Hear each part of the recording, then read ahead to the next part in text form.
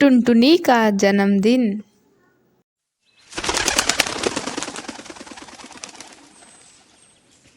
टुनटुनी एक अमीर चिड़िया थी। वह अक्सर अपने नए नए कपड़े अपने दोस्तों को दिखाया करती थी। देखो, ये मेरी नई फ्रॉक, इसे मेरे पापा पेरिस के जंगल से लेकर आए हैं। मेरे पास तो बहुत अच्छी अच्छी ड्रेस है, क्या तुम लोगों के पास है? और हाँ सुनो दोस्तों, 2 दिन बाद मेरा जन्मदिन है, तुम लोग मेरे जन्मदिन पर जरूर आना। मेरे जन्मदिन पर मेरी मम्मी ने महंगे केक का ऑर्डर दिया है। तभी उसकी सहेली टूनी कहती है, नहीं, तुम्हें अपना जन्मदिन गरीब चिड़ियों के साथ मनाना चाहिए। मैं तो अपना जन्मदिन गरीब बच्चों के साथ मनाती हूँ, मुझे बहुत खुशी मिलती है। छी टूनी, तू भी क्या बात करती है? मैं और गरीब चिड़ियों के साथ अपना जन्मदिन मनाऊं? मैं अपना जन्मदिन तो बहुत ही धूमधाम से मनाती हूँ। देखो टुनटुनी, अपने पैसों का ज्यादा घमंड मत दिखाओ। अरे मैं पैसों का घमंड कहाँ दिखा रही हूँ? मेरे पास अच्छे कपड़े हैं, यानी तुम लोग मेरे से जलती हो। मैंने तुझे बता दिया, मेरा जन्मदिन 2 दिन बाद है, तुम लोग आ जाना, ठीक है? ये सुनकर टूनी अपने घर चली जाती है। घर जाकर वह अपनी माँ से कहती है, माँ, मेरा जन्मदिन अगले महीने है, तुम मुझे क्या गिफ्ट दोगी? अरे टूनी बेटा, आज तू ये कैसी बातें कर रही है? तुझसे किसी ने कुछ कहा है क्या? हाँ माँ, मेरी एक सहेली है टुनटुनी, वो अपने पैसों का बहुत घमंड दिखाती है। 2 दिन बाद जन्मदिन है, उसने मुझे अपने यहाँ इनवाइट किया है। तो क्या हुआ बेटा, तू चली जाना। इसलिए तो पूछ रही हूँ माँ कि तुम मेरे बर्थडे पर मुझे क्या गिफ्ट दोगी? जब मेरी सहेलियाँ मुझसे पूछेंगी तो मैं उन्हें क्या बताऊंगी? तो तू ही बता बेटा, तुझे तेरे जन्मदिन पर क्या गिफ्ट चाहिए? माँ, मुझे इस बार नए नए सैंडल चाहिए, क्योंकि मेरी दोस्त टुनटुनी मुझे अपनी सैंडल दिखाकर चिढ़ाती है। और मुझे नई फ्रॉक भी चाहिए। ठीक है बेटा, तू जो चीज मांगती है मैं जरूर पूरा करूँगी। 2 दिन बाद टुनटुनी के जन्मदिन पर टूनी टुनटुनी के घर जाती है। हैप्पी बर्थडे टुनटुनी, ये लो तुम्हारा बर्थडे गिफ्ट। क्या है इसमें? तू खुद ही खोल कर देख ले टुनटुनी। जैसे ही टुनटुनी टूनी का दिया हुआ गिफ्ट खोलती है, अरे इसमें तो पेन है। मैं जानती थी टोनी, तो इससे ज्यादा कुछ दे नहीं सकती। तुम गरीब पक्षियों के पास इतने पैसे कहाँ हैं जो मुझे तुम महंगे गिफ्ट दे सको? ये सुनकर टूनी उदास हो जाती है। टुनटुनी, इस पेन का अपमान मत करो। गिफ्ट गिफ्ट होता है, चाहे वो छोटा हो या बड़ा। ठीक है टोनी, ज्यादा मुझे लेक्चर मत दे। जा, आप जाकर बैठ जा, थोड़ी देर में केक कटिंग करेंगे। थोड़ी देर बाद टुनटुनी केक काटती है और अपने दोस्तों को अपने नए नए गिफ्ट दिखाकर उन्हें नीचा दिखाती है। इसी तरह समय गुजरने लगता है। जब टूनी का जन्मदिन आता है, वह अपने दोस्तों को इनवाइट करती है। तब टुनटुनी उसका मजाक उड़ाते हुए कहती है, टोनी, तू तो अपना जन्मदिन गरीब चिड़ियाओं के साथ मनाती है, मैं आकर वहाँ क्या करूँगी? मुझे गरीब पक्षियों से बहुत ही ज्यादा नफरत है। लेकिन टुनटुनी, एक बार मेरे बर्थडे पर आकर देखो तो तुम्हें बहुत अच्छा लगेगा। ठीक है, जब तू इतना कह रही है तो मैं आ जाऊंगी। शाम को टुनटुनी टूनी के घर जाती है। वहाँ टूनी की माँ हलवे को केक की तरह सजाए हुए थी और कुछ गरीब चिड़िया के बच्चे वहाँ पर आए हुए थे। यह सब देखकर टुनटुनी की आंखों में आंसू आ जाते हैं और वह टूनी से कहती है, टूनी, तू ठीक कहती है, मैं अपनी अमीरी का घमंड दिखाती हूँ। सही मायनों में तू अपना जन्मदिन मना रही है। आज के बाद से मैं भी अपना जन्मदिन इन गरीब चिड़ियाओं के साथ ही मनाऊंगी। इनके चेहरे की खुशी देखकर आज मुझे बहुत खुशी मिली है। टुनटुनी, इस जहाँ में कोई भी अपनी मर्जी से गरीब नहीं होता। कोई जन्म से ही अमीर होता है तो कोई अपनी मेहनत से पैसा कमाता है। इसलिए हमें किसी गरीब का मजाक नहीं उड़ाना चाहिए। फिर टुनटुनी उस गरीब चिड़िया के साथ मिलकर टूनी का जन्मदिन सेलिब्रेट करती हैं। कबूतर और गाजर के चोर। गौरी कावी और कालू कौवा कबूतर के गाजरों के खेत में बैठकर गाजरें खा रहे थे। वो एक गाजर खाते और 2 उखाड़कर फेंक देते। कालू जी, मेरा तो पेट भर गया है, अब चले। गंदी आंखों वाला कबूतर भी आने ही वाला होगा। आज तो कबूतर अपनी गाजरों का खेत उजड़ा हुआ देखकर रोने ही लग जाएगा। फिर पेट भरने के बाद कौवा और कावी वहाँ से चले जाते हैं। फिर थोड़ी देर बाद खेत का मालिक कबूतर भी वहाँ आ जाता है।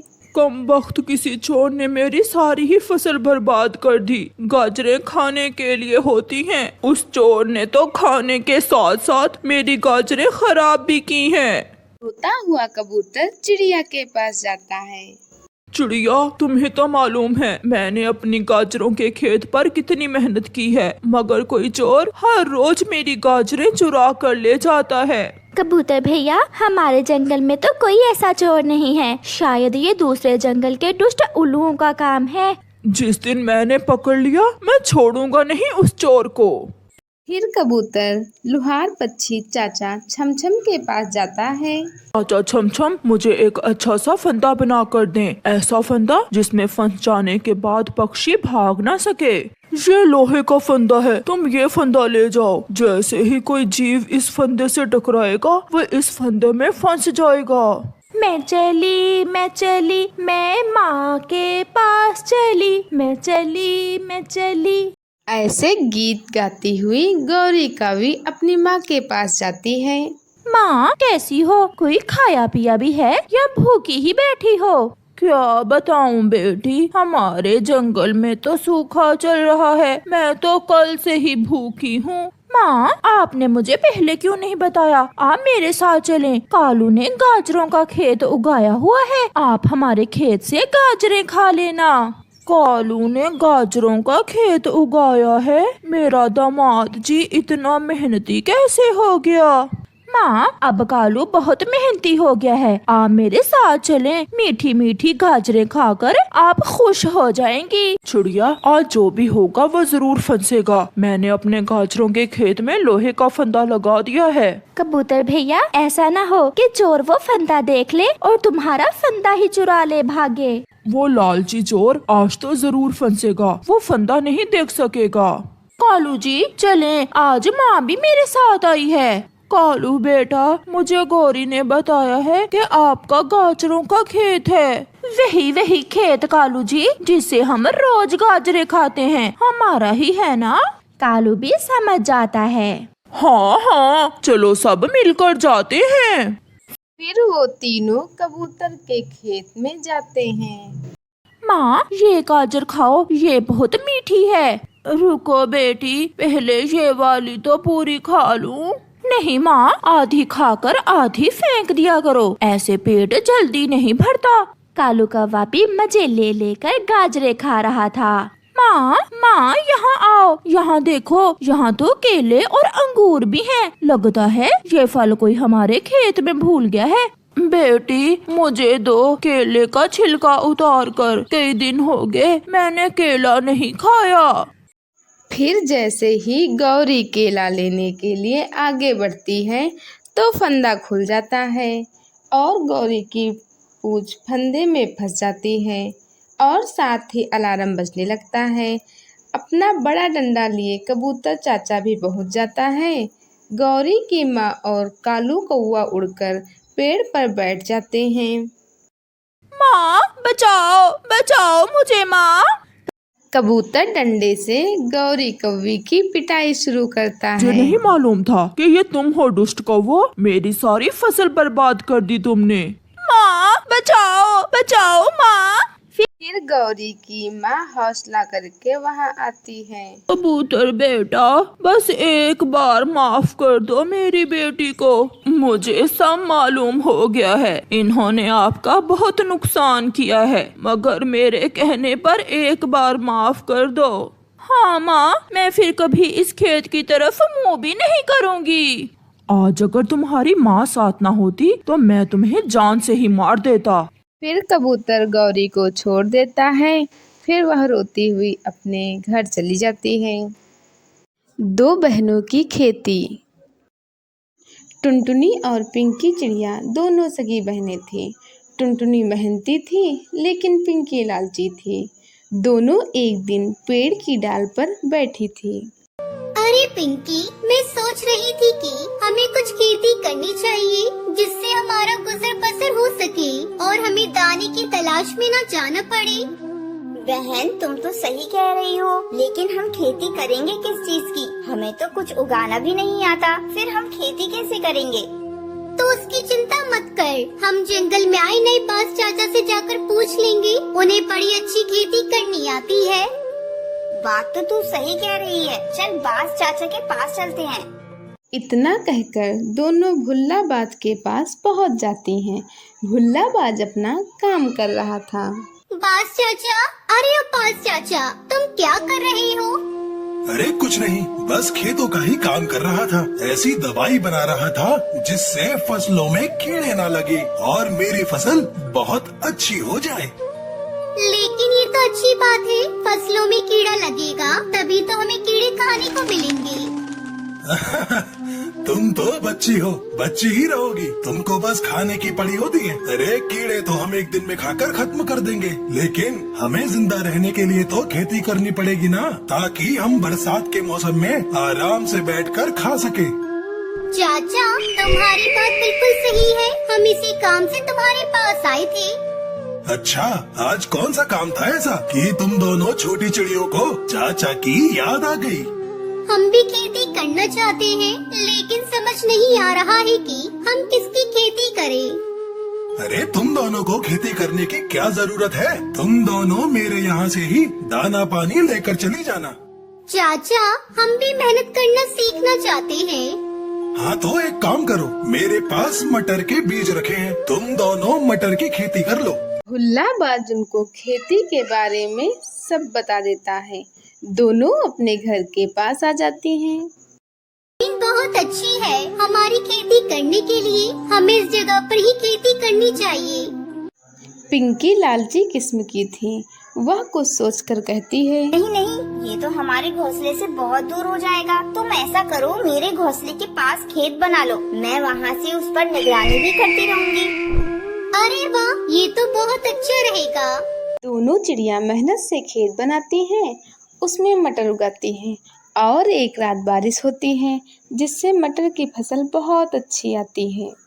बहन हमारी फसल तो बहुत अच्छी हो गई है, देखो कितने सारे मटर खेत में लगे हैं। अब हमें दाना चुगने इधर उधर नहीं जाना पड़ेगा, मटर के पकते ही हम मटर का बंटवारा कर लेंगे।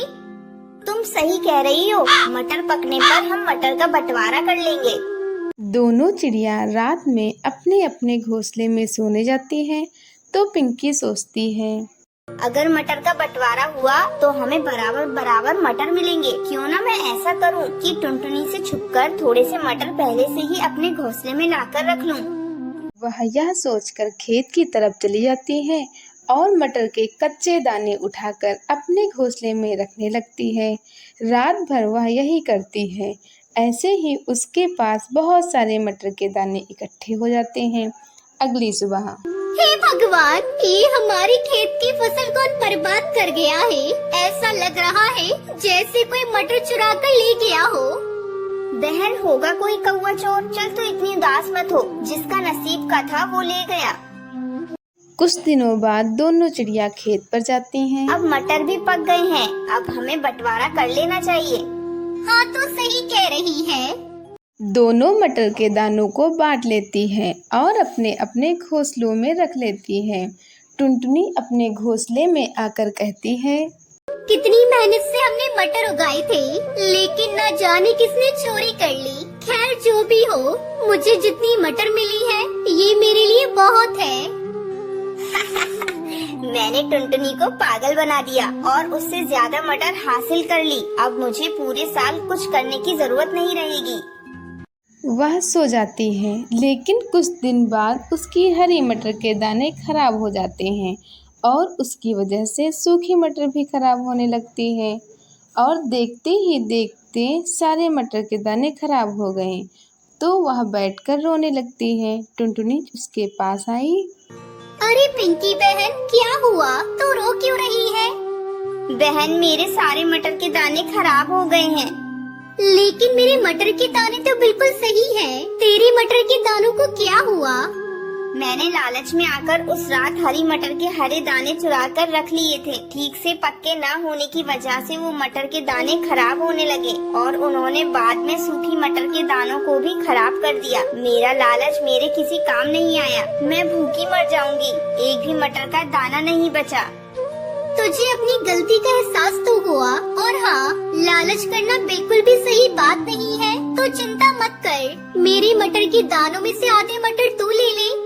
बहन, मैंने तेरे साथ धोखा किया, फिर भी तूने मेरी इतनी मदद की, इसके लिए बहुत बहुत धन्यवाद।